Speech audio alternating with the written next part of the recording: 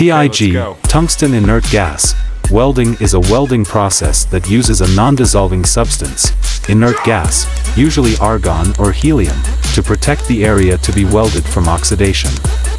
Key features of TIG welding include the use of a refractory tungsten electrode, which does not dissolve during the welding process, and the ability to precisely control the welding temperature and speed. TIG welding is often used to weld thin and critical metal parts in various industries such as aviation, aerospace, and quality metal fabrication.